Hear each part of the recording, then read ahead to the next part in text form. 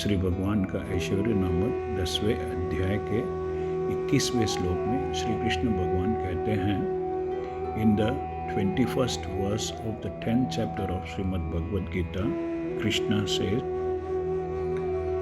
Aditya namaham Vishnu Jyotisham Raviransuman Marichir Marutamasmi Nakshatranamaham Shashi। प्राचीन काल में कश्यप नाम के एक बहुत ही महान ऋषि रह चुके हैं।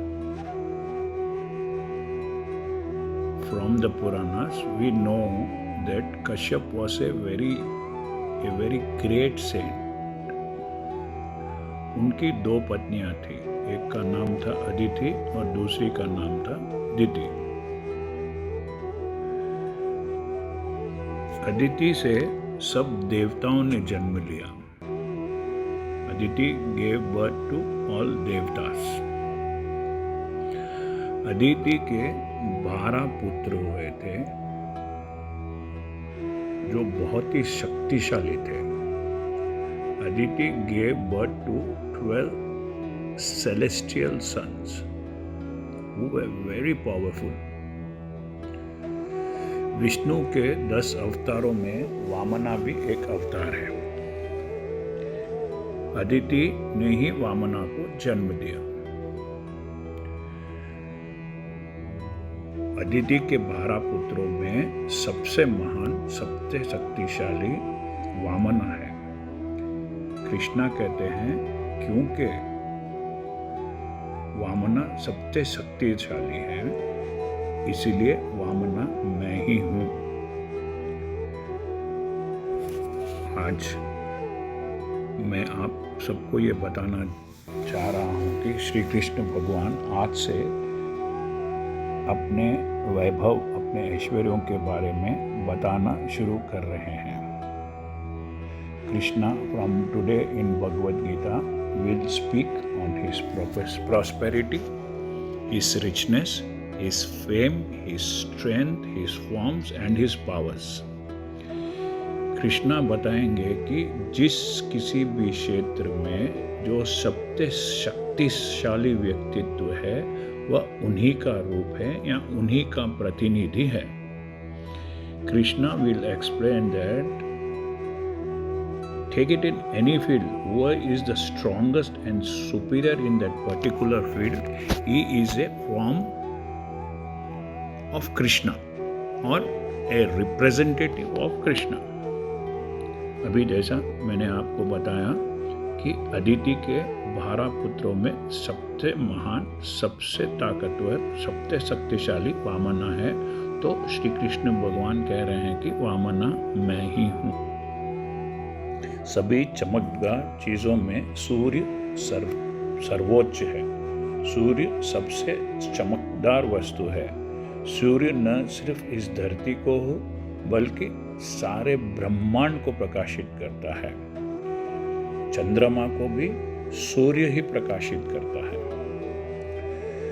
सूर्य is the most luminous object in this whole of universe. सूर्य gives light to the whole of universe. क्योंकि सूर्य सबसे चमकदार और सब चमकदार लुमिनस चीजों में सबसे सर्वोच्च है, इसलिए कृष्ण कहते हैं कि सूर्य भी मेरा ही प्रतिनिधि है, मेरा ही रिप्रेजेंटेटिव है। कश्यप की दूसरी पत्नी दिति सभी दैत्यों को जन्म दिया था, डेमन्स को जन्म दिया। इंद्र देवताओं में सबसे शक्तिशाली है, इसलिए वह देवताओं के राजा है। धृति की इच्छा थी कि वो एक ऐसे पुत्र को जन्म दे जो इंद्र से भी शक्तिशाली हो, इसलिए उसने अपने गर्भ में एक बच्चे को 1 साल तक रखा। जब इंद्र को ये पता चला तो उन्हें लगा कि ये पुत्र, दिति का ये पुत्र उनके सिंहासन को, उसके थ्रोन को छीन सकता है।